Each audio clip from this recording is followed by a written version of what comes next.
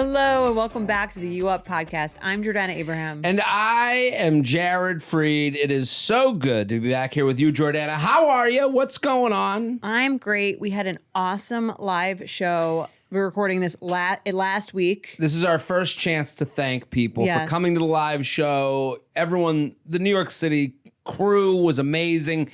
Packed house, fun. Great crowd. Good. It's truly a dating talk show. It's Maury Povich. It's Wendy Williams. You know, it's like, it has this like cool, it's different than stand-up. Like it's different than going to a comedy show. It's like, it's got ups, it's got downs, it's got heart, it's got soul, it's got everything you could ever want it to be. Yeah, she was there, she was where, that's how she became the nanny.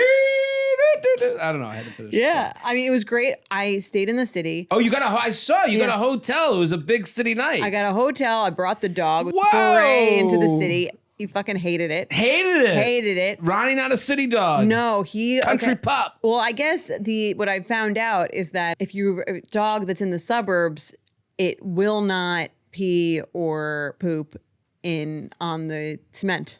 Yeah, he's a high-end dog. Yes, he was very. He only does Bermuda He would not grass. go. He refused to go. Really? Outside. Yes. He said, I shall not. He shall. This is beneath me. Yes. Wow. But I have to say, after walking around, in the morning, I took him around. We frolicked around the Flatiron area. You had your New York City dog moment. Yes, I have to say, I feel more people spoke to me in like 10 minutes. Really? Than I think when I had this puppy, than I think have ever spoken to me in the 10 years that I lived in the city.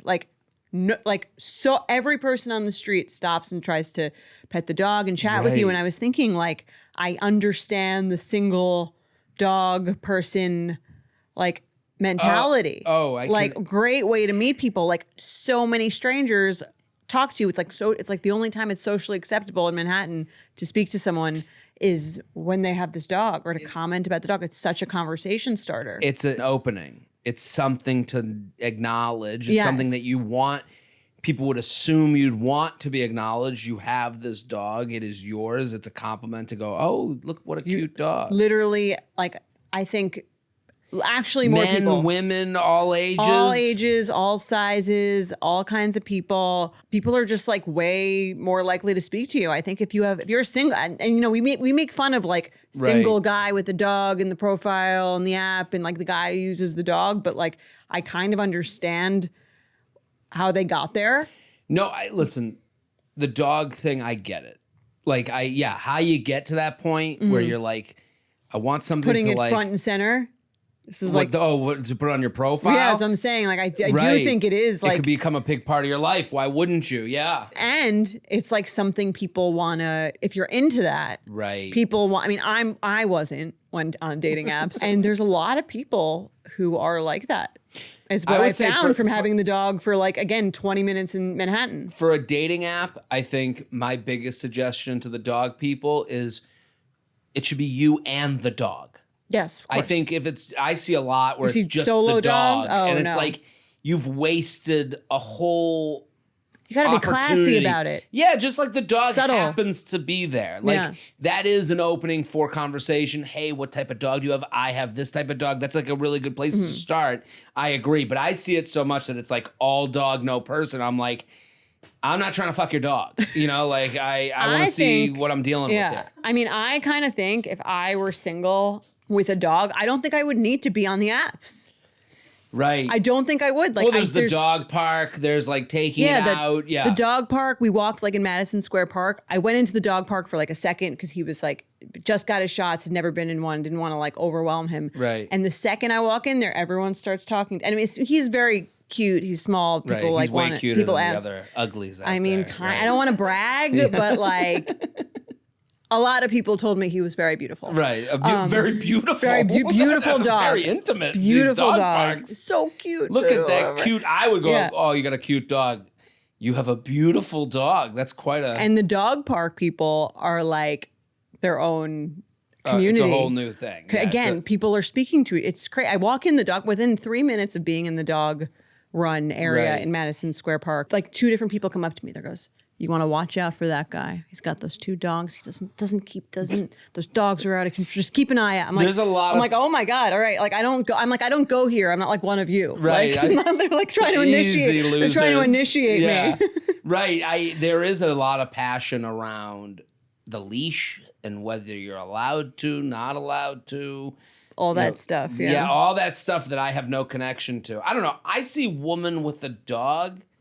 Everything you're saying is right. Like, I mean, I don't think it works on you. I don't think it's like you're going to catch a Jared from being a single woman in the city with a dog. You're not going to I'm not going to open up conversation based on but if I was at a coffee shop, a dog was next to me. And you were attracted? It was, yeah. It would be the opener. Yeah, for you. I'd use the dog to get to where I need to go. You might be more likely to say something. Right. I do have a thing where I think getting a dog is like a little bit of a crutch. You've said this, yes. Yeah, it does come off to me like you just needed something to kiss you no matter what.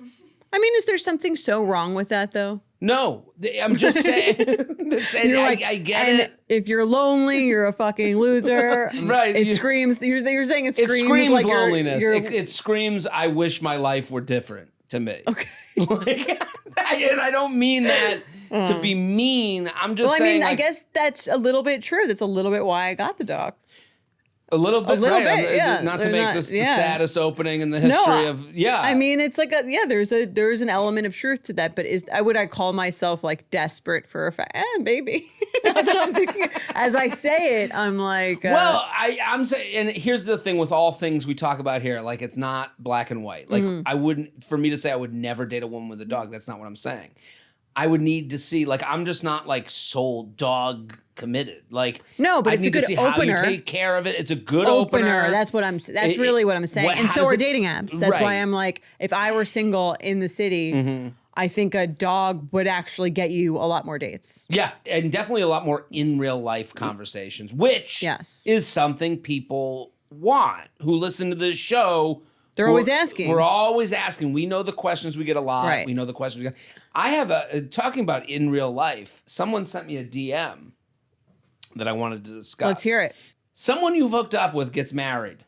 Can you like the marriage picture or should you not? I think you should. You should? Yes. I am shocked. So I should like the picture. To me, it's a little like... I think if you don't, it's like, I'm not happy for you. Oh, I think it's a little bit like, who's this guy? Why is he... No, I'm trying to think. If an ex...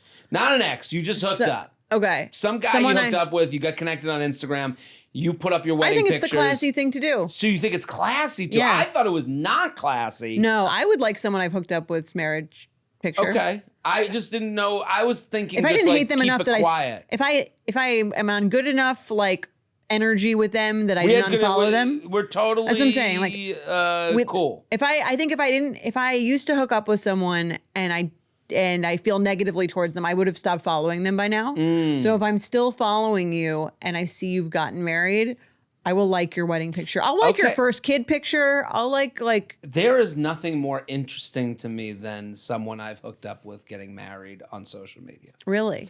I look at every picture. I look at every story. Because you think it could be your wedding. That would have been my wedding. Yeah. There's no question. I'm not planning my wedding.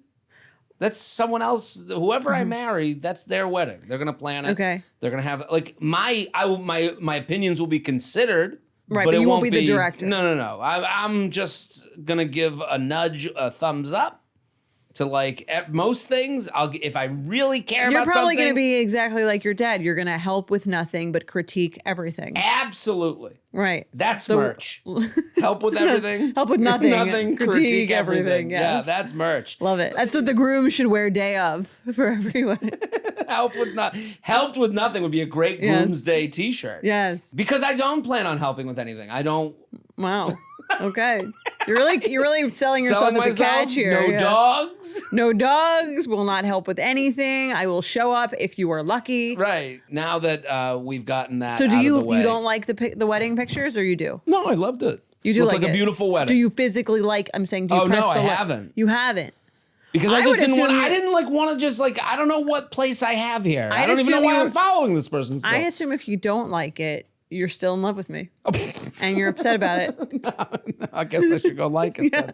I think it's a sign of like, good for you. Happy for you. To me, isn't that a little pandering, a little pity?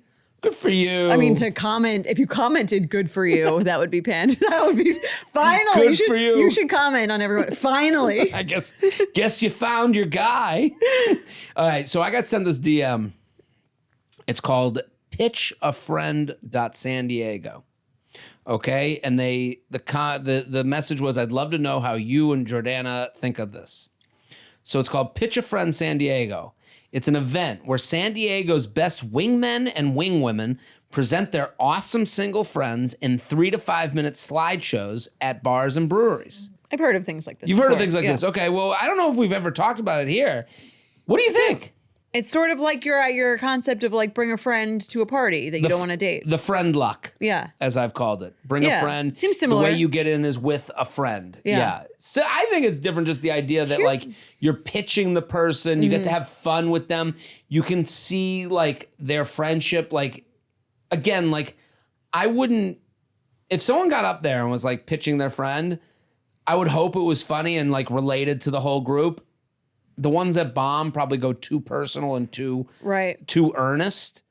But I would sit there. I think it's an enjoyable thing. Here's my issue with all of these things. That speed dating, like I love all of these concepts in theory. I think they're awesome. I like really like them.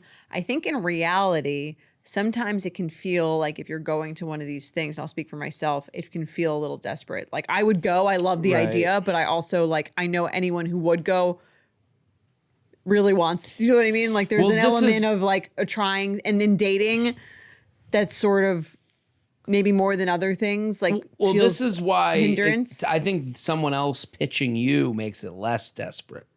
You can always play it off like my friends drag me along. Right. Like what everyone says when they're like, how did you end up on The Bachelor? It's like, my mom signed me up. Right. You can't say never them. You can't say I've been applying for years. Like you sound like a loser. Right. You have to say like, and I didn't even know I got selected. I've never even seen this show before. It's me. Ask any like guy, girl on The Bachelor, they're always saying like I stumbled upon it. It just kind of happened this way. Yeah, no, I'm with you. I think I do understand the desperation, but that's all in the hands of the friends. That's true. Like, how cool are they? Right. Are the friends playing it off? Are they making you look good? Is there 3 to 5 minute presentation any good? I don't know. I think this is like a good idea to like get people out, and also like if you've been saying to your friends, do you have anyone for me? Well, we might have someone. Well, we have a 3 to 5 minute presentation prepared, and we will be going to this bar on Tuesday night. I like it. What are we talking about today otherwise? Listen, if you're in London, I'm a-coming. The J train is going overseas. You guys should go to London to see him. What a great idea for a summer trip. Great fun trip. I'll be there till Saturday of that week. I'm doing a Thursday show. We're at like 78% full for the London show. I'd like to sell that out now. Let's just get that out of the way so that I don't have to worry about that I'm going all this way for me to perform for an empty chair in a theater that looks haunted by old kings and queens. Yes. So get your tickets, London. But also, I'm all over this great country of ours. I'm coming to San Jose, California. I've never been. I'm coming to Pittsburgh. I've been before. I'm very excited to go back to Pittsburgh. No one's ever said that ever. I'm going to Huntsville, Alabama, Manchester, Connecticut, which is Hartford. Manchester, please come. I have horrible memories from that club. He begs this you, is the worst sales job in the world. Yeah. I'm just saying, I've gone to the Hartford Funny Bone. Ugh. Just please come, okay? Wow. People what a get pitch. fucking hammered. The people that come, I don't know where they find some of these people. Let's fill it up with fun people that listen to this show. Stamford, Connecticut, Bloomington, Indiana. I've never been there as a headliner. Brea, California, Spokane, Washington, Denver, Kansas City, Missouri, Richmond, Virginia. I think I'm adding Providence, Rhode Island. Ooh, that's fun. I love Providence. One of the best food towns in the country. All 3 of my brothers went to Brown. All 3? All 3 went to Brown. Really? So I've been to Providence quite a bit. Brown, great school. Good school. How many Ivy Leaguers are in the family? Just the brothers and me.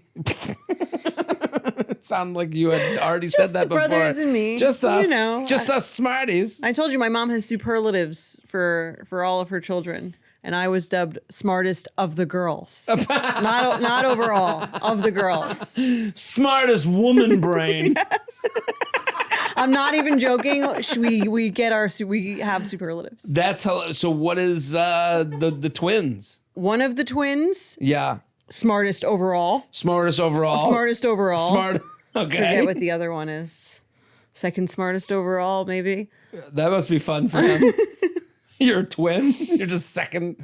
What is it? What about Naomi, Dr. Naomi, who's famous on the Betches, in the BCU? Yes, Naomi was dubbed most athletic. Really? Yes, she played volleyball in high school and college. She's tall. She got some really height. Good. Yeah, very good volleyball player. I could see it. More athletic than any of the other ones. I mean, like where the bar is kind of low. None of us are that athletic, but she is the most. Listen, I love that your mom was so ready to label everyone. I honestly, I don't blame her to keep everyone straight. Yeah. To figure out, to remember everyone, you got to kind of have some games. Well, it's also she only has to remember one thing about each of us. She doesn't really know who we are. But you're the smartest of the girls. Of the girls. Of the girls, Jared. Of the girls. Right. Mm-hmm. Well, I like it. I'm gonna start. You're gonna start doing that for my kids. Unsolicited. Yeah. Yes. I dub you. You should do that around the country club. I could do that. Right? Give superlatives out to all my parents' friends. I'm sure they'd love that. Let's get into what are we talking about today? Okay. Before we get into this next email, Betches is talking about all things late bloomers this week with our official late bloomers issue having just launched on our site. Let's check out a late bloomer listener email. Love it. Late bloomer week. I love a good theme. Who doesn't? Let's get into it. All right, I'll read it. Hey, J&J, love the pod and love you both. Long-time listener, first-time emailer here with a red flag or deal breaker for you. Getting shamed for your body count. I'm a 30-year-old... Burn him! We'll get him. I'm a 30-year-old woman and recently started seeing a guy who's also 30. Things have been going well. Fun dates, good convo, vibes were solid. We finally hooked up on our fourth date, and afterward, we got into a conversation about when we lost our virginity. Okay. He told me he didn't lose it until 27, which surprised me. I shared that I lost mine at 20 and made a light comment about feeling like a late bloomer. Until now. Curious and maybe a little too comfortable, I asked how many people he'd been with since then. He said just one, and now me. So his total body count is 2. I asked if he wanted to know mine. 10. And he just kind of went quiet. Eventually, he said, that's a lot. And not in a neutral way. It felt judgy. I laughed it off in the moment, but it honestly made me feel gross, like I'd done something wrong by having a normal, healthy dating life in my 20s. He didn't say anything outright mean, but the tone totally shifted. It was like I went from being this fun, sexy person he was into to someone he suddenly didn't quite know how to handle.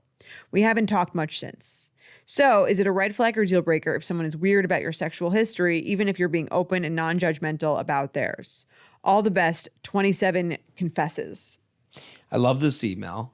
I loved it the minute I read it. Mm-hmm. Thank you for writing in. Yeah. Let me just start. I want to start by saying you should never feel judged in this way. I will say that. I will also say, seems like she judged him first. This is why I said this first. Yes. I wanted to make sure that the women listening put their pitchforks down. Yes. All their torches. I had the pitchfork and then I put it down as I got to the end of the email. Well, that's the thing. If this guy, the beginning of this email went in a direction I didn't see coming. Right. In the She's beginning, the monster. She's the monster. Mm-hmm. And then at the end, he's the monster. And she seems to play a game of poker that she wasn't ready to play. Right. She almost I'm not saying I am saying she kind of hurt her own feelings. She asked a question, got an answer she didn't want, but she also asked it in a way that she's looking for this level of care for her feelings that I think she deserves without giving that level of care to his feelings. Right. And she set the tone by asking.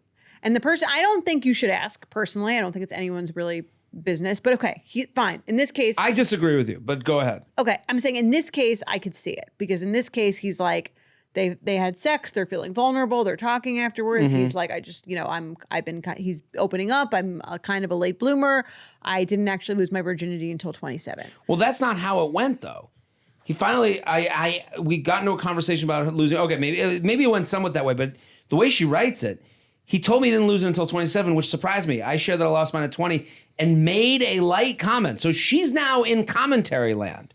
She hears I lost it at 27, and she goes about I thought I was a late bloomer until now. Like I'd be like, you're the one being a little aggressive here. That's what I'm saying. He's being vulnerable. Right, I think. right. Yes, that's what absolutely. I'm saying. They're getting to the conversation. Yeah. They've just had sex. It's a vulnerable moment. He's saying he's taking this opportunity to let her know he's not that sexually experienced. I don't think there's a way to say I thought I was a late bloomer until now and have it not be mean. Yeah, like if she wants some feedback, right? To someone who's right. Like you say, tell me you had sex at 27. Like in the way that I think he would have. Yeah, done in the it. way he would have done it. Yeah, this was great. I actually to tell you the truth, I'm actually pretty sexually inexperienced. Like I didn't really even lose my virginity until I was 27. 27? I thought I was a late bloomer until now. Let me try and say it nicely. 27. I thought I was a late bloomer till now. Right. That's an asshole comment. I don't even know how to do that without being an asshole. I'm saying, imagine it was like any other thing. Imagine he was like, I actually have $100,000 in student loan debt. And then I thought I had debt. Right. I have until 20 now. Like, what is she, Zach Morris doing asides to the camera? Any other thing, until now. It's horrific. If you use any other thing, right? Like, right. My mom died actually when I was when I was 20. I thought I had it hard. My mom died.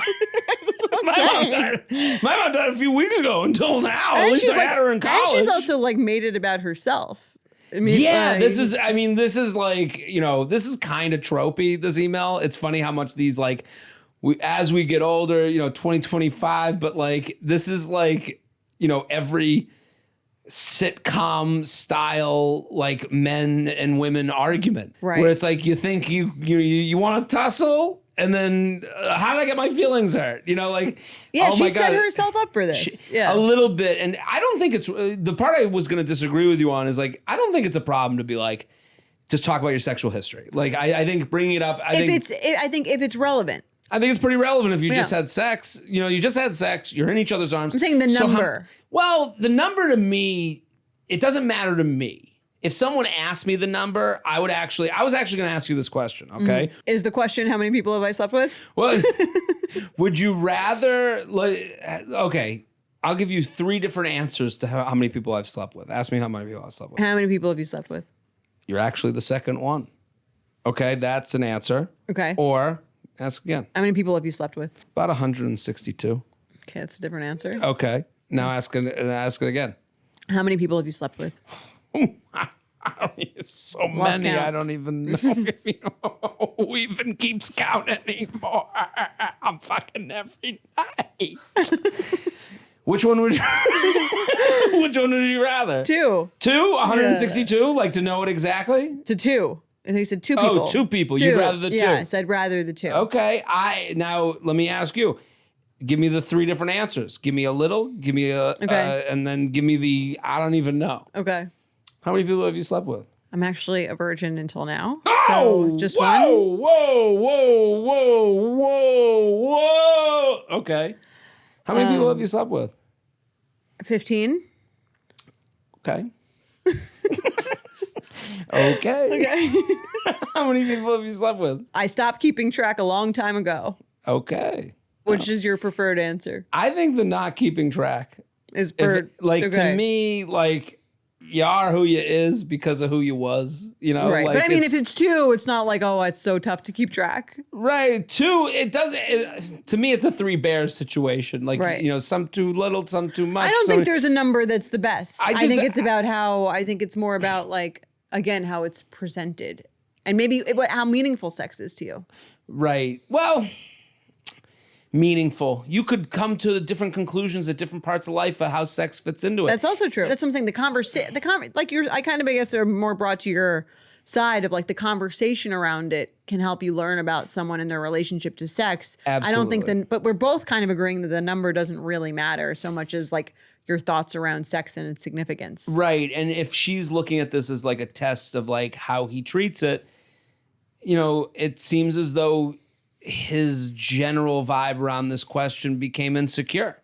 And you're seeing that, like, to me, well, she judged him, and then she got judged back, and then he felt defensive, think defensive, and I do think I agree. That's I don't think he here. thinks 10 is such a high number. I think she was like, "Oh, 2, you fucking loser!" Like, oh, like what can he say to that? Again, I don't think that's a nice thing to say to her back either. But she can't say that she was totally innocent. It feels like a very judgmental bed they're all lying in. Yes. You know, and it is interesting. Like for a man, you're being with 2 women. Oh, what are you, a pussy? You know, like, and for a woman being with whatever amount of men, what are you, like, slutty? A slut? Yeah. You know, like, it's not fair. None of those are fair. They all deserve context and they all deserve nuance. And I think for her, like, you know, was it a red flag or deal breaker? It seems like this conversation went bad from jump. Yeah. And you're post-sex, so everyone's a little insecure. Did it go well? Did they like me? You know, this whole thing of like, you know, especially from I'll speak for the male side of it. Like, they said it was good, but do I believe them? Are they going to make fun of me later? You know, everyone's fake coming. You know, like you just don't know. You're hoping it went well, and they're saying the truthful thing to you. Yeah, but you really don't know. And if someone's saying to you, it gets a little judgy about you've only been with 2 people. It kind of adds that insecurity. I just think like sometimes doesn't seem like either of them are like emotionally mature enough to really have this conversation in like a really intimate, vulnerable way. They're handling it badly. I think he is, and he then got defensive once he felt, which means he's not. Yeah. You know, I think to me, like, would you run away from this? Is this guy evil? I wouldn't. I would go back. If you had a great time on the date, you've been on 4 dates, this conversation went badly. You go, hey, I just want to like clear the air. I think a clear the air here is somewhat, you know, worthwhile. You had 4 dates, you got together physically, maybe if everything was good, like the red flag deal breaker premise is, if everything was good until this post-sex conversation that kind of went in this judgy direction from both ends, then, you know, maybe it's worth like hashing it out a little. Hey, I feel like maybe I came off the wrong way when I asked you about how many people you'd been with. I think it's really nice that you were like willing to like be with me as your second person, like, you know, and special. But I did honestly, and this is kind of the way you and maybe I came off judgmental from you, and I apologize for that. Right. But then I guess it kind of devolved, and then I felt judged by you. If you want to have a real communicative conversation, I think that would be nice. Right. And the question of how many people, I do think anytime this question comes into this show, I'm always assuming it's a young person's game. Like, right. Well, that's 40, why I said, like, I don't think you need to ask someone that question. Wouldn't even it's not really relevant. If someone asked me that, my answer would always be, I've never really kept count. Mm-hmm. And if I asked that, and I wouldn't even ask back. Right, because it wouldn't matter to you. It doesn't matter to me. But it mattered to you if the answer was 0? That's the only number that would matter to me. I actually... Not because you'd be upset about it, but because it would add a level of significance to what you were about to do. You might think about it more. I would think about it more. Here's what I need from any sexual experience. I wrote this down because you know what I got it from Field and the dating app, which I thought was great. I had a great experience on Field. I think it's a great app. But they had this thing you can write what you are, like what your preferences are. And there was one that I had to look up. I didn't know what it was, but I think this is my motto with sex. Maybe it'll help someone else. The GGG. You ever hear this? No. Good giving game. Good giving and game. Okay. Okay? It describes qualities a person should strive for in a sexual partner. Being skilled and pleasurable, willing to give their partner pleasure, and being open to try new things. I like that. Isn't that like a nice, on a site that you would think goes all sexual That sounds stuff? like a healthy sexual attitude. Yeah. Right. You know, good giving and game. And listen, to me, the good part, like, is all, you know, good relative. To one, it's all relative. Yeah. But that's your aspiration, is to be good, giving, and game. Right. We're always trying to be the best we can. Right. So maybe that helps her Practice clear the air. Perfect. Let's do an icky or picky. You ready? All right. You want to read it? UUP@betches.com. Keep sending your icky or pickies, your petty or prudence. Yes. Your just general advice emails, UUP@betches.com. We'll take them all. I went on 2 dates with a guy who seemed like a promising match. Kind, politically aligned, shared my oddly specific hobby of excessively watching cooking videos on YouTube. hot. And he laughed at my jokes. Thank God. He appeared clean. Okay. Okay. He also put together cool outfits that felt more thrifted eccentric than just got dressed in the dark. So far, so good. But here's the problem. On our first date, I hugged him goodbye after a brief kiss and got a strong whiff of something. Off. Not full on BO, but more like his jacket was a year or two behind on a good wash. I was turned off immediately, but tried to write it off as maybe it's just the coat. Decided to give it another chance. For date 2, we went to the movies. No jacket excuse this time, but same musty vibe. Not a deal breaker level stench, but definitely not fresh and clean. I'm not someone who demands cologne. I don't even wear perfume myself, but I of course feel way more attracted to someone when they smell clean. I really enjoyed our dates, but wound up coming across standoffish and not interested since my greatest fear was winding up in an apartment that met my mustiest expectations. Is this a one wash away issue, or am I being too picky for wanting a man who smells like a person and not a forgotten couch? Help! Smell you later. Easy, Fabrizi, beautiful, cover girl. Love the sign off. I think this is icky. I would agree with her. So I don't think it's picky. It's not picky. No. I think it's about like the vibe. So you think he has a smelly vibe? I think, well, it's interesting though, because she said she likes his like thrift store look, which to me kind of goes. Thrift store smell. It goes with a thrift store smell. Like that sounds like this is the smell you would find in a thrift store, something that could have used a wash a while ago. So what she said, she's into the thrift store look. To me, I like a clean cut guy. So this would be a turn off to me. I like a fresh scented, showered man. Sure. Here's my empathy to the smellies. Sure. Once it's your smell, you don't know it's a smell. That's true. Like when the smell becomes you. But it might be like, but that's your style. Has a smell ever turned you off? Yes.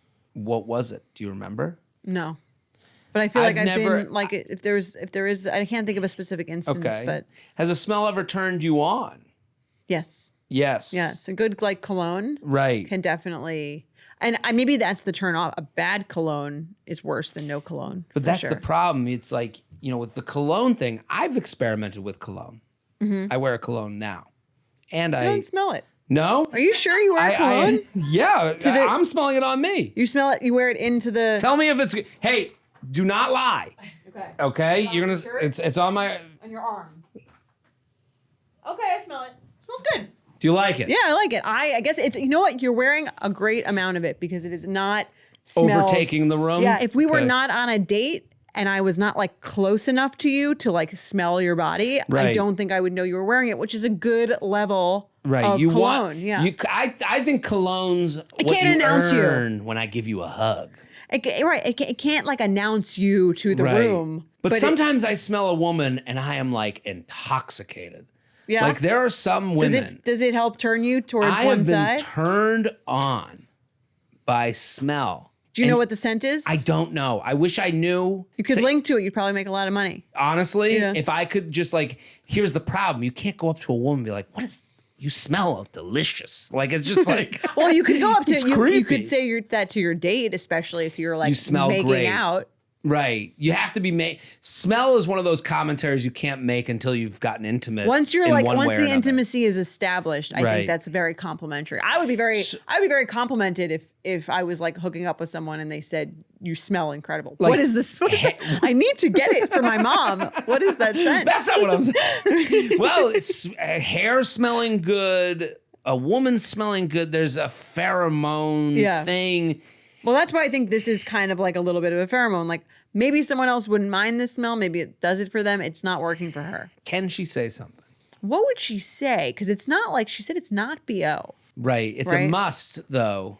A musty smell. I think when it's not BO, I think it might be the pheromone connection. So your point here is saying that she's not that into him. Right. So the smell is almost becoming the ick. I think a smell is also like a physical form of the ick. A pheromone is actually like a kind of silent smell. I think that two people get, which does give them like a chemical bond to each other. She's not getting it. That's interesting because I never thought of it this way. I was just like, hey, why don't you just go up to him? Like I kind of was what would someone say to you that you wouldn't be offended by? That I'd be offended. I'm just I listen, I can't sit here and say that I'm not a sensitive person, that I wouldn't be hurt. If someone said that to me, I think I would die. Like, it would be awful. If someone was like, your perfume a little too intense. See, I don't think. Have you ever felt that? Here's the thing. Perfume, too intense, that's not a note I would ever give. No? Because what if you felt it? They wanted it. They wanted to wear the perfume. That's like me saying your shirt's a little much. Like, you can't really go that way. That's not even worth overdid it. Maybe. I love a smelly woman, I gotta say. I feel like I think whenever someone's like over perfumed, I think of like a grandma, like a grandma. Totally. Who's like Why do grandmas do that? They're trying to mask the scent of death or something. I don't know. It's just like you're like a super strong, overpowering perfume. You don't think she's been on 4 dates? She's been on a bunch of dates with this guy to keep going? I mean, if everything else is truly great, I don't know what you would say. Hey, I gotta say, your clothes, I'm not sure if it's your clothes or if you're because to me, smelling is like a New York City thing too. If you're in New York City, the apartments are small, you're cooking in the same place you sleep, in the same place you wash. It's not like you're in another room. Like, I have a lot of empathy for New York smelly people. Yeah, I get it. I'm just saying, I'm not even saying there's something wrong with the smell. Some people might not even mind. I'm saying I think if she has a problem with the smell enough that she's writing in, there's maybe missing a chemical thing, but she thinks it's going great because he's great on paper. I don't know. You still haven't said what someone could say to you. Well, she says it's not a deal breaker level stench, but not fresh and clean. Right. Well, that's why I think she should keep going. I think you go to him. I'm trying to think, what would I want said to me? Hey, I would make it specific. I'm allergic to the scent that you're sporting. Maybe you could do that. Start itching yourself. What is that? Be a good cop out. Here's if I'm to give advice to yourself. What would you want said to you? Don't make it a overall thing. Don't make it you smelled on every fucking date we've been on, Big Ben. Okay, I need you to fix yourself up. Everyone's talking about it. Make it like it just happened. Is there something? And then make it like maybe it's something, and then go. Oh, it's you. Oh, is that your shirt? Is this? I don't know. I think your shirt's a little musty. No? Did you just wash this? Did you maybe have towels in the wash? Would you be offended by that? No, I would want that. To me, that's fixable. When something's, the only time you really I would feel hurt is if it's been made into this like overarching. You are a smelly man. Right. I can't do anything about it. Trait. I think men are fixers. So if you said to me like, I think that shirt's got a little bit of a stench. Do you wash? And then I would even let him off the hook. Did you wash it with the towels? That happens sometimes with my stuff. Okay, you'd give them the give them the out. Yeah. Oh, I did wash it with the towels. I'd go home. I'd be like, throw the shirt away. But then I would be a little bit more what about next on time? for my smell in the future. Okay, so what if she does that? Next time smells the same. At that point, again, I'm giving this guy a lot of rope. Okay. I'm more curious as to what the stench is. It's old thrift store. If I like the person, I'm curious. If it's enough for me to I can't go out with this person anymore, then I didn't like them that much in the first place. Well, here's what I would say, I think, too. I'm trying to say it's not offended someone, but it's a man, so it's easier to be a little more honest. Right. Where'd you get this jacket? Oh, I got it at the, I go to this great Buffalo Exchange, and they have thrifty stuff, and the one in my area, they get some really good stuff, and so I go there and I kind of shop it. I love it. I think it's such a cool look. I love that it's unique and it's Thank you. My style is really important to me. So when you say stuff like that, it makes me feel really good. Anyone with any negative things to say about my look or my my general being really hurts me in a certain way. But go on. I'm sorry. I love the shirt. I think it's so cool that it's one of a kind. It was my jacket, but we'll keep going. Whatever. I have to say though. Do you wash them when you get them from the Buffalo Exchange? Do you wash them, right? Yeah, why wouldn't I wash? Because it smells. I think that's a little weird. That I would. You think I wouldn't wash my clothing that I get from a secondhand store? No, I put it in the wash and I wash it. Well. See, I don't think he does though. I do. You think he does? No, I don't think. That's what I'm saying. Yeah, I would just be like, there is a little bit of a scent on it. Did you wash it? It is accusatory though. I mean, I'd be like, are you accusing me of not washing my clothing after buying there's them? There's a little bit of a scent. 4 dates in, I've got nothing to lose. Right, you have nothing to lose. And you want to move on from this. Like, this woman wants to see what this could be. To me, this becomes like a tale from their past if they can get through it. I think so. All right. Let's do another email. Hi, J&J. I'm writing this on the morning of May 1st, the day after seeing your incredible NYC show. Thank you. My abs are still hurting from laughing. I've been a fan for years and finally felt inspired to write in with my own issue. About a month ago, I was helping my boyfriend clean up and reorganize his room, inspired by your podcast with Summer Rose of Star Cleaners. Some context. We've been dating for 9 months. I'm 29 and he's 30, and we both live in Brooklyn, but we don't live together. While going through one of his drawers, I found a small pile of love letters. She also found a butt plug. Okay. Jared. She found everything. Leave some room for the imagination. Sorry. While going through one of his drawers, I found a small pile of love letters from his exes. He noticed and quickly said... There was a love letter on the butt plug. Oh my God. Yeah, sorry.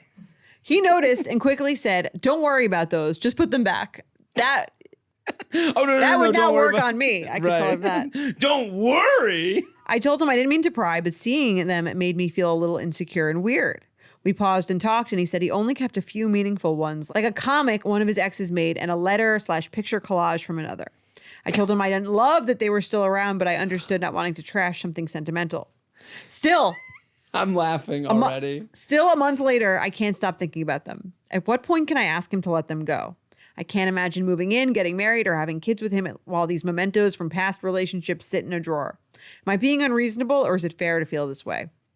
For context, this is my first serious relationship. He's had 5. He's been supportive and kind, but his experience and exes definitely stir up some insecurity for me, especially since one of them, the college one, lives in Brooklyn, and we run into her at group events. He's a really wonderful guy, and our relationship is going really well, but now I catch myself comparing myself to her and to the woman whose letters made the keep pile. It makes me wonder, will my letters end up there too someday? Oh, man. I'd really love and appreciate any advice you have for me. Should I bring the letters up again? How should I approach that conversation? And more broadly, when is it okay for your partner to keep memories of old relationships? Thanks for always solving dating, and I hope you can solve this one for me. Sincerely, let her go, Betch. Love this email. Thank you for writing in. Great email. She is, I mean, this guy done fucked up. You think? If you're going to have your 9-month girlfriend you've got to do help you clean up. Lazy. Yeah, you're too lazy to clean up your own crap. So you brought in the girlfriend of 9 months to help you organize. And then she finds some old letters and stuff. Yeah, hide those before she gets there. Or she toss them. It's gone. It's over. Wow. What do you, I don't know. Maybe this is me. I am okay. Do you have anything from an old relationship still? I might. I think I do. You do? Yeah, I think I do. Where do you keep it? Most of it's like digital. Where in the house that you share with your husband? It's in my like bag of like old shit. Okay. I have a bag. It's not it's not in my nightstand. It's not anywhere that's easily acceptable. But I am actually a believer in like not having to erase past meaningful relationships or things because you're with someone new. I think there's part of your history. It's part of where you've been. It's part of who you are. Like, I think that something can be meaningful without you having like an attachment to it, like a longing for it. I literally wrote for my questions for you. Mm-hmm. Have you kept things from an ex because they're who made you? Yes. Is that the reason? I think that's a big part of it. And also like sometimes it's just like, here's a really nice, I think I have an old card from an ex somewhere. Where they wrote things like loving things? Yeah. I think it's kind of, but it's like loving things about me. Like, it's not like about I'm not keeping it necessarily about our relationship. It's like, here's like just in the same way that I would keep anything really nice that anyone wrote about me. It was like, this was like a nice thing about me. And it was also just like, this was an important experience in my life. And I don't think that like, I have to like be in love with someone to value and cherish that experience. Yeah, like you would from an old job. Like if you had you don't have like regular jobs, but if I had, neither do I really. But like if you had like if you won an employee of the month at your old job, would you have to toss that because you're at a different, better job now? Yeah, but that manager wasn't like fucking you.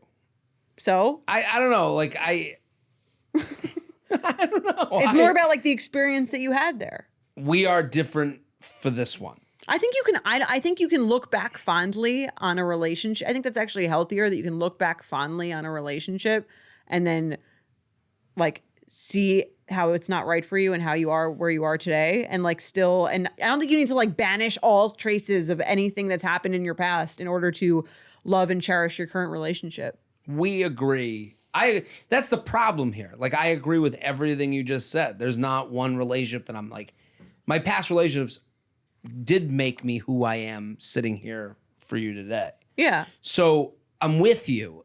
Do I need the physical embodiment of that maturity and growth? I don't. Sure. You're also not very sentimental. Sure. But I'm saying, like, the letter, like, I can go back to every relationship that I've ever been in and like do the pros and cons and how it helped my life. And I'm not embarrassed of any of them. And you don't want the physical. I mean, you don't. There's just not much. I'm just thinking, like, do I have to keep something? You also said you don't like looking back at all about anything, friendships, inside jokes, that kind of stuff. You don't like remember when kind of stuff. And like maybe women or myself more, I'll say specifically, like I do. I think it's like, if especially it's like, oh, this is a reminder of like a time in my life when my grandma died and I was looking through her stuff in her house. I found a picture of her and an old boyfriend. Right. No, listen, this is why I like... 100 years ago. Right. Yeah. I don't know, like, right. I think what you're saying is going to make the emailer feel a lot better. Because I do think a big part of their stress is that they're 9 months in. Okay? And 9 months in, you're helping this guy move. It's an anxiety-ridden time. You're not sure is this going to be serious or is this like under a year? And he's broken up with people before. She referenced the five girlfriends, and they see the college girlfriend out, and this is all kind of like in her head a little bit. Right. And she's never had the boyfriend before, and this is her first relationship. She doesn't want to lose it. She's holding a little tighter. She sees this thing that, why does he have to keep it? So I do think hearing your perspective is helpful, because you're sitting here on a podcast married saying, I do these things and it's not about the other person. It's about me and my growth. It's about me and my timeline, my journey, but I'm saying to her, like, feeling upset about it. I get it. Cause like, for me, I don't need those things.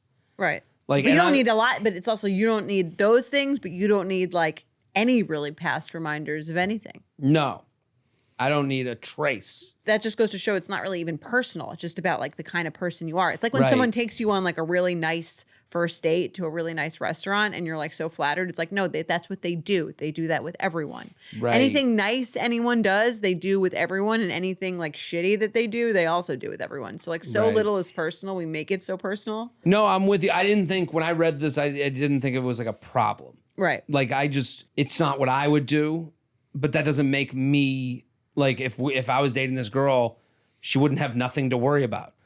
Like, letter or no letter, this guy and you are going to work out. Not because he's like holding on to this comic collage. I think it's a problem if it's like on his nightstand and he reads them every night before he goes to bed. Like he has like a fixation on the past. Right. This was in the garbage drawer. Right. This was in like, if this is in like the back of under the bed, under the side table that no one ever goes in, and it's just something that he keeps just as like a memento of his past, I think that's fine. If it's like, you'll know if it's weird. Right. Should she say something? She could. I mean, if she really, here's the thing. I have these things. If Mike was like, it makes me really uncomfortable for you to have them, I would get rid of them. Right. But like, I think like it would be weird if he wouldn't get rid of them, but I don't think he should. I think like she's obviously a little insecure and like that should be something she can, if she truly like trusts him, I don't think it should be a big deal. But that being said, if she truly makes her uncomfortable,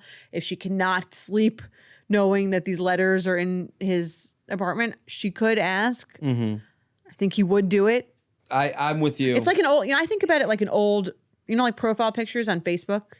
Like if you go back far enough, you can usually see someone's profile pictures with like an X. Right. Right. And it's kind of like, I mean, Mike might even have those. I don't know. But like, it's the kind of thing where it's like, you might have that. You probably have them. It doesn't mean anything. If someone asked you to delete them that you were seeing now, like, would you do it? Yeah. Like, should you have to? Probably not. But does it matter that much? Someone else. Yeah. In the same way, like, this didn't matter to me. It matters to them. Why would I put up a fight? I think You bring up her big issue is she's probably taken things personally in the past that maybe she shouldn't have. She wrote something very specific. It makes me wonder, will my letters end up there too someday? Maybe. So, which is a maybe, a total possibility, especially 9 months in, like that maybe the things that you thought were huge deals were things he does for everybody. Maybe him keeping something that you thought, oh my God, he kept this thing, was just him doing it for him and his own, personal memory bank. And it might include a life without you, So I think this is one of those things that like, you can't, it's kind of a lesson, weirdly. Like for her, she's 9 months in, like what do you take value from? Take value from the things that make you happy. Right. Like if you're don't looking look for at signs, don't look for signs of what he does and what they mean for you. Right. And I'm sure she's doing that a ton, especially if it's her first relationship. She's like, well, this happened, so that means this will happen. That means that will happen. Well, he's done this and he was happy about the date and we're 9 months in, so that means we'll move in. And again, this is easier said than done, but like try and like change the perspective here. Him doing things, I've done so many things that were misinterpreted as like, oh my God, it we're means so married. much, or it doesn't mean anything. And it meant enough to me, but not enough for me to like take my life in a direction that I didn't think was the right one for me. People are ruthless with their lives. And I mean, I have a fixation on dating and relationships. So like do you know what I mean? Of course I've kept old letters. Right. Like this is what I love dating and relationships. Right. Especially my own. So it'd be like weird if I was like, that didn't matter at all to me. It's like, no, of course, like this is like my passion. Yes. I no, listen, the keeping of the letters one way or another doesn't matter. Yeah. It's just, can you be confident enough to like, own what you like and you like this guy? Yeah. Okay, let's play some games. This week's Red Flag or Dealbreaker is sponsored by our friends over at Bailey's. So we're putting a little twist on the segment today. Since Bailey's is shaking things up with their non-dairy liqueur made with oat milk, we'll read some of your submissions and tell you whether you should opt out or opt out. Same game, new name. If it's quirky but you'd give it a shot, then it's an opt out. But if it's a deal breaker, you're hitting opt out. Okay, let's read some emails. Let's do it. Okay, you want to read our first one? You can see on YouTube, we have our Bailey's made with oat milk in our hands. This delicious. Is absolutely delicious. So I have to say, it is quite a delish concoction. Red flag or deal breaker, you ready? I'm ready. He's never been on time. J&J Feather will get right to it. At what point does being chronically late go from a quirky personality trait to a full-blown red flag? I'm seeing someone great, but they couldn't be on time if there was a cash prize at the end of it. We're talking about dinners, movies, parties, even doctor's appointments, all running on their own time zone. I try to be cool about it, but honestly, sometimes I feel bad. Like I look rude and feel anxious showing up late to things that matter to other people or to me. It's not malicious, just consistent. Is this a harmless habit or is it time to start setting fake start times just to make it work? So red flag or deal breaker, he's never on time. Curious to hear your thoughts before I draft a Google Calendar intervention signed a punctual bitch. What do you think? I dated a guy who was late to everything. Everything? Yes. Okay. It was very annoying. It gave me a lot of anxiety. And I think it's very rude. I think it's the most rude thing in the world. I think it's putting your time above other people's time. Yes. Especially when you don't seem to give a shit that you're late. That's my biggest. That's actually where I would opt out. Right. I wouldn't opt out. Yes. I'm not going to opt out. I just think it is the most rude. Here's what I would compare it to. And here's the thing.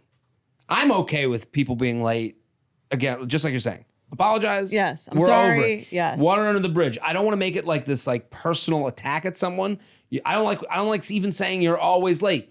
Just if you come late, acknowledge that you were late and give me an apology of some sort. Yes. To let me know that you've thought about my time. And you feel badly about being right. late. That's all I need to opt out. But I would opt out if someone says it while actively not trying to fix it. Right. You could be late every single time I see you, as long as it comes with this, like, I am so sorry. I tried. I had this happen. I had this happen. If you say to me, look at me, late again, I opt out. I don't like that type. To me, it's like people from Jersey where they're like, I'm from Jersey. And it's like, oh, I guess you could be an obnoxious asshole now. They always do that where they're a piece of shit. Well, we're Jersey. Oh, I guess that gets you permission to be loud. I'm bad with names. No, you don't give a shit. Well, you don't. Yeah. I don't give a fuck about your name. I'd rather someone say that to me. It's more honest. Then I'm just bad with names. Yeah. It's like, I don't like this dishonesty that comes. It's also if you're saying it is. If you're saying, oh, I was a piece of shit because I'm from Jersey. You know you're a piece of shit. You know not to do it. And the solution isn't to say, I'm going to or pretend the time is earlier. It's to say to them, when you're late, I feel really disrespected. Right. And I find it to be a huge turnoff. Totally. So if you said that to them, and when you're late and you don't say, like, I'm sorry. You don't seem to care. Yeah. That is even worse. You didn't even think of me. You only thought of yourself. Selfish. So, selfish. So I'm opt out if they apologize. I'm opt out if they make it their personality trait. I agree. You have to have shame around it, or I'm opting out. Yeah, but I opt out into Bailey's. It's absolutely delicious. So good. Love it in my coffee. Okay. All right, let's do another. Hi, J&J. I'm a benefit subscriber and longtime listener. Thank you for being with me through all the dating chaos. You're welcome. Here's a red flag or deal breaker. I'm 26, he's 29, and we've been seeing each other for about 6 weeks. Met on Field. Love it. Big proponent of the Field. We haven't talked about exclusivity, but we've been sleeping together and seeing each other consistently about twice a week lately. All green flags so far. He helped me move, met my friends, took me out for my birthday, etc. Last week, he took some cute pics of me on our date, and when he went to send them, I saw he hadn't saved my number. Ooh. I called him out. He laughed it off and said he just hadn't thought to. I told him it made me feel insecure, like I was disposable. He was understanding and said it wasn't that deep, but it still stuck with me. So far, I'm calling it a red flag, not a deal breaker. But Jared, have you ever not saved someone's number? Is this just a guy brain thing or a sign that he's not serious? Thanks, insert my number here, batch. It's a great question because it is not all things. Like, I've saved people's number. I've not saved their number. Mm-hmm. It's never been a personal attack on them. It's never been like a personal, like, I'm waiting till you earn it. Till you earn it. Yeah. It's never been that. Right. So to me, if he says it's not that big a deal, then it's 6 weeks. Even so. What's the latest that you've? I would have saved him. I have no. To me, saving someone, I actually think there's another version of this where it's like, he's so into you that he won't save the number? No, that ain't it. You're like, no, it's definitely not that. It's not that. But if he said, I get too carried away when I save someone on my phone, I would think of that as an opt-out. Why? Because I'm like, don't put that type of pressure on it. It's just a name and a phone. I've dated girls who are like, I don't save anyone because I don't want to get ahead of myself. You go and get saved. That. And you go, have a little bit more backbone. Stop being a fucking... Stop being so loser. Such a loser about this. Like, that's a turn off for me. So what's the good reason then for not saving it? I don't give a shit about you? I guess I don't give a shit. Right. There's there's like, you bring up 6 weeks and I immediately go... 6 weeks is a little long. It's a little long to not save your phone number. How often do you text? Like, it's like a little... It's almost like... seems counterproductive to like you knowing who's texting you. Right. No, I'm with you. I would assume they were so into me that they didn't want to get ahead of themselves. I would assume that there's other people who see their phone and they don't want like names getting involved. Interesting. You know, where right. I mean, that's like the worst case scenario. Right. It could be any of those things. It's either he didn't think about it. That seems weird. Right. He thought about it so much that he didn't want other women seeing another woman's name pop up on his phone a bunch of times. They are on Field, which is a place... Or he's so in love with you that he didn't save it. Oh, yeah. Because he didn't want to get let down. He's so in love with you that your name would make it too real for him. Yeah. I mean, at what point for you would you be out? I'd be out. My assumption if someone did it for me would be that they would get ahead of themselves and... which you're saying is never the case for this guy. Right. I don't think it's the case for this guy. I would be... and that's horrible. Right. I mean, here's the thing. I think it would depend on what he did when I called him out. Mm. If when I called him out, he didn't immediately save the number. Right. I think that would be an opt-out. Yeah, I'm with you. If I say like, you don't even have my number saved, and he's like, oh, I'm sorry, and then he like wrote something cute, like my name with a heart at the end, then I'm opt-outing. Emoji treatment. I would opt out. I'm with you. Yeah. Opt out if he's like, there's a doth protest too much angle here. It's like, it's not that big a deal. Just put my name in your phone. I'm more intimate with you physically than I am textually. You know, like that's crazy. That's what I'm saying. It's more about like what happens when they're confronted with the fact that you aren't saved and it bothers you. Right. Are they doing it right away, or are they still kind of holding you at arm's length? Let's do another. Yeah, I opt out into what you just said. Yes. Okay. With Bailey's made with oat milk. I opt out into a fun night. Always opt out. Okay. Always opt out. Longtime listener, third or fourth time writing in. Honestly can't remember. But I've been taking your advice on just being more vocal on what you want from dating, so I set up my Hinge profile prompt to include, you won't need to impress me, but you'll need to impress my dad. Okay. Why won't you need to impress her? That's kind of weird. I agree with you. It's definitely getting more guys interested in wanting to chat, as I think it's an ego thing. What's your take on it? And based on my response to a chat below, could be a red flag or deal breaker for most guys. See chat below. Love all that you do. Just a girl waiting for the right match. So they have a prompt on Hinge that we have here. The prompt is, what if I told you that? And it says, you won't need to impress me, but you'll need to impress my dad. I think it's a little weird that you don't need to impress her.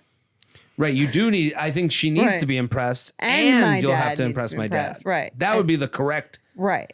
It's not a good prompt. Like, I don't give a shit how you treat me, but my dad does. A little weird. Right. No, you should be first and foremost, and they should want to impress you so much that they want to impress your dad to then again impress you. Yeah. To me, that's like, I think I honestly, based on the conversation that we're going to read here, she has a conversation with a match. We should read it. Based on this conversation, I think she got attached to a fun sounding thing, but hasn't thought of the meaning behind it. Right. Because you're right. She should be impressed. This is what you... And she's so caught up, and it seems as though guys are getting caught up on like this idea of having to impress someone, like that's some sort of like beta thing, which is like crazy to me. I can see how this would stir up some weird conversation. Absolutely. Like she says it hits, an ego thing. If you wanted to fish out like losers that like think that you don't have to impress someone, to me, I don't like the way it would be phrased. I personally, if someone was like, you got to impress my mom, I'd be like, again, like I'm fine with like getting along. I think to get along with, right. I think be a better phrasing than impress. It does sound like a little like ego-ish to be like, you've got to impress my, impress my dog. Like, impress my dog. Yeah, if my dog likes you, I'll know. That's a big eye roll from me. I just assume if I'm dating someone, look, I'll give it both ways. If I'm dating someone, I would think that they would have so much love for me that they want my mom to like them and they would act in the appropriate way. And I would do that for someone I would date. I want them to like, listen, you bring me to a party and I'm your wedding guest. Like, yeah, it should be obvious. I'm jewelry. It should be obvious, right? But it's almost like writing. Like, you shouldn't have to write it, right? Though. What if I told you that you shouldn't cheat on me? Like, of course, well, like the default. You don't understand. This is being written so much on apps. Things that like you should do as a human being, right? That it's like such a waste of space. You see all this. We started our live show. I want you to be a gentleman. That's why I don't like this prompt. The prompt is bad, or like her answer to this prompt. All right, let's read the conversation. Yeah, I'm with you. She needs to change it. What if I told you that? And honestly, any you statement as a prompt answer is a bad prompt answer to me. Here's what you need to do. Right. How about vulnerability? What if I told you that is literally setting you up to say something about yourself that's a little different, a little bit risque, a little bit like, quirky. And you what if I told you that my dad by saying you gotta impress my pops? Yeah. What if I told you that my dad and I are best friends? That's great. That's great. I'm just saying that's like a less like bitchy way of what if saying, what if I told you that my dad and I have a standing call every day at 9 a.m.? Sure. Okay. That's a little quirky. Oh, wow. In the morning, you call your dad? What do you guys talk about? Like, there's things for me to ask about there. This has just been like, you better shape up or you ship out. Yeah, I agree. I would be a little turned off by the prompt if it was a man's prompt. It's just, there's nowhere to go but anyway, for it. Let's go read the conversation. I'll be him, you be her. LOL, it's okay. So tell me, why do you say I would need to impress your dad? LOL, I mean, if you're looking to impress anyone, how serious are you? He writes, WYM, what do you mean? I guess very serious? Like if you go to a job interview, you want to impress your potential boss or future company because it's important, right? I view my dad and family the same way. He writes, interesting. Again, when she puts it that way, your dad's my boss? Right. That makes it even weirder. I could see how she hasn't thought this one through. No, I think it's like a chorus to a song that if you looked at the lyrics too much, you'd be like, what the fuck are they talking about? Would you view it the same way? I don't want to impress potential future family. I would want them to like me for who I am.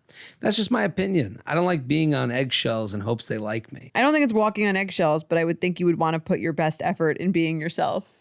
See, she's even not buying what she's written.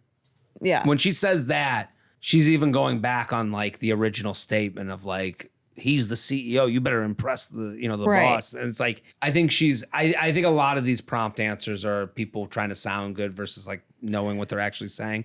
So I'm not like trying to hammer her hair because she wants to find the right person. I think this is not helping her. Yeah. And I think she's taken our, because she said she follows our advice. She's trying to be more open with her, what she's looking for. Mm-hmm. I don't think this is like what we meant. No, it was shape. If you're ever going shape up or ship out with your sentiments, it's probably not what we meant. So I opt out of her prompt. I would opt out of a prompt on a guy's profile that said, you're going to need to impress my mom. Right. Right off the bat, any statement, I opt out. Yeah. But I opt out into Bailey's made with oat milk. As do I. Which is delicious. So good. And thank you everyone for writing in. And thank you again to our sponsor, Bailey's non-dairy liqueur made with oat milk. Anyway, I think we should have this Bailey's made with oat milk more often. I think our show would be bumped up a notch. I'm going to start every morning with it. But otherwise, we solved dating again. We did it. Opt oat with Bailey's non-dairy liqueur made with oat milk. Please drink responsibly. Bailey's non-dairy liqueur, 17% alcohol by volume. Paddington Limited, New York, New York. Do not forward to anyone under 21. Great for a brunch, if I'm to be honest here. It's like a delicious little like desserty treat, too. It's really good, especially if you're looking to do like a morning hang. What a great way to do it. But we solved dating again. We did it. We'll be back on Friday. Boom.